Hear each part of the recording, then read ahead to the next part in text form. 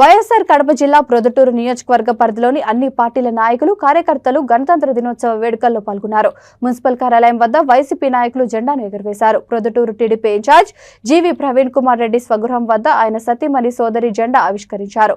అలాగే బీజేపీ కార్యాలయంలో party convener గొర్రె శ్రీనివాసులు జెండాను ఎగురవేశారు.